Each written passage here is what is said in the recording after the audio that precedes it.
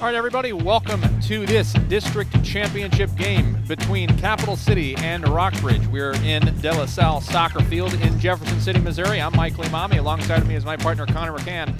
Connor, this should be a fun matchup here tonight. It really should be. Two very good teams, both with some conflicting styles of play. It should be a very entertaining one. I'm interested to see who's going to have the upper hand. A beautiful evening here. A little bit of a moderate wind. We had a bit of a drizzle early on, but that has subsided. So we now just have slightly cloudy skies, just a little bit of wind and some good weather, hovering around 80 degrees as Rockbridge is looking to make the first move, and a good save there that time by the goalkeeper of Capital City. Great entry pass there for Rockbridge. Almost a goal. Gonna be a goal by Hannah Ugerman. Her sister passed it to her moments ago, and Rockbridge strikes first. Allison caught off guard. And that was the only mistake Allison has made so far in this game. You see right there, she comes out just a little too far. Hannah Jungerman, who is going to take the penalty kick, going up against Natalie Allison. Jungerman making this kick would put Rockbridge up 2-0 here. Decisive goal should it go in, and it will. Hannah Jungerman, 2-0 Bruins.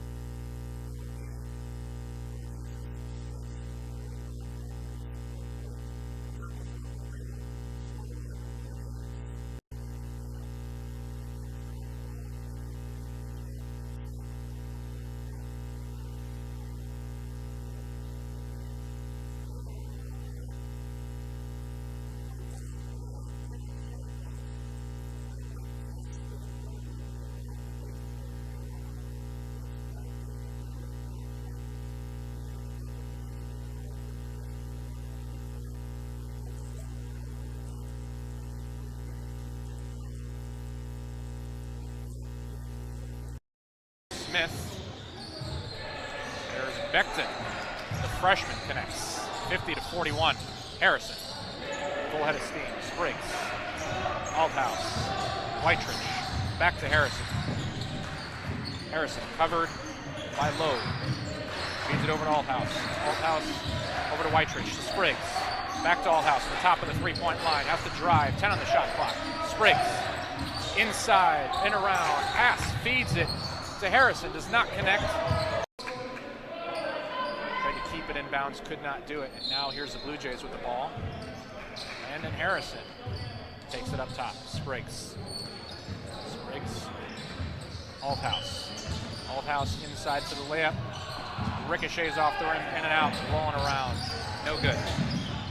There's Mark Moore for Webster. Moore over to Beckton. Beckton, Etienne back to Beckton. There's Brown. Brown going up against Hubbard. Over to Moore. Covered by Harrison. Moore over to Win Brown Jr. Brown, screened by Etienne. Brown back over to Moore for three. Nope. Rebound, Althouse. There comes Landon Harrison dribbling up court from the near side. Althouse. Back over to Harrison. Whiterich. Whiterich, jumper. No. Covered by Etienne. Going the other way. Moore. Brown. Fakes a shot. Dribbles inside. Going in for the layup. Taken away by Althouse. Here's Hubbard, layup, over and back, cannot connect. Thompson to Althouse for three. Althouse connects. A tray from Althouse, and what a time it comes. 4:34 left. Giving his team momentum here. There's Brown. A stare down with Spriggs. Feeds it to Etienne. Etienne to Moore. Webster. Is Brown. Moore, Etienne, Hughes. Number 35, Marcus Beckton. There's Etienne. Step back, shot. Air ball, off the mark. Comes Westminster, they got a hustle. 43 left to go in this one, 43 seconds that is. There's Hubbard. Althouse cannot connect, rebound. Brady Anderson trying to pitch to Scroggins again, this time going to the left side, and the ball gets knocked out there on a big tackle by the Cupid's defense, and McNeil takes off. He cannot be beaten.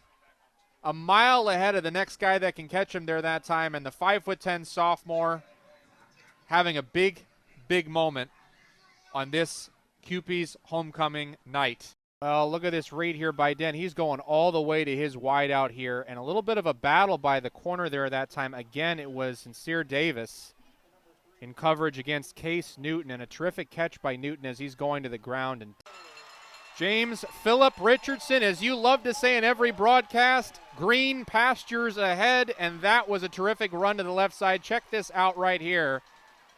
The line unable to get them there that time as he runs to the outside, and then just off the sideline we can see he is gone. Nobody with a chance to catch him. Wow. I am speechless. 72 yards to the house. That's the second reception for Block, his second touchdown, and he's up over 100 yards on 2 plays. He made it look too easy. Look the way he ran past the free safety and the defensive back. He just sprinted right past them.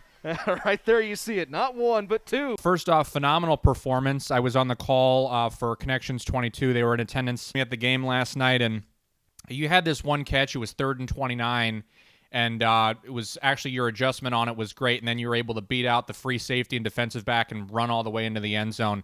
So kind of tell me a little bit how it was kind of in week one and just kind of your thoughts and your performance in that game.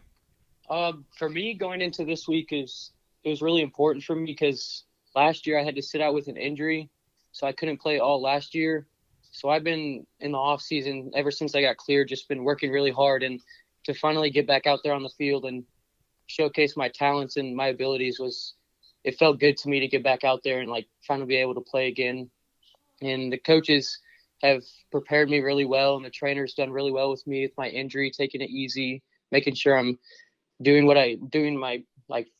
performing to the full ability, but not overdoing it to where I hurt myself again. And it felt good to be back out there. Yeah, and it was kind of a bit of a scary moment last night. It appeared that you were going deep for a pass, and then you kind of got tripped up or hyperextended something, and then you eventually came back into the game. I think it was somebody took. I think it was Sam Ryan that ended up taking over for you at wideout until you came back. So kind of tell me a little bit about what was going through your head at that moment, and what kind of led you to come back into the game. So that one, we were trying to go for another deep ball like the first two, and I went out to dive for it, and my knee just buckled and hyperextended my knee. But then going back to earlier in the game, one of our other senior leaders, our tight end and safety, got hurt. He dislocated his kneecap, and I went over to him to like make sure he was all good and everything, and he said he wanted one thing, and that was for us to win the game for him, because he's never had like that big of a crowd there at any of the Tolton games or anything, and that was the one thing he wanted to do. So then when I got hurt, they told me I couldn't go back in or anything. And then I saw that Sweet Springs was starting to make a push, and I felt like I needed to get back in the game to help us win, because I didn't want to let him down, because I told him that we would win the game for him, and I didn't want to let him down. So I felt like I needed to be in there and give leadership to the young guys on defense and help them out to win the game.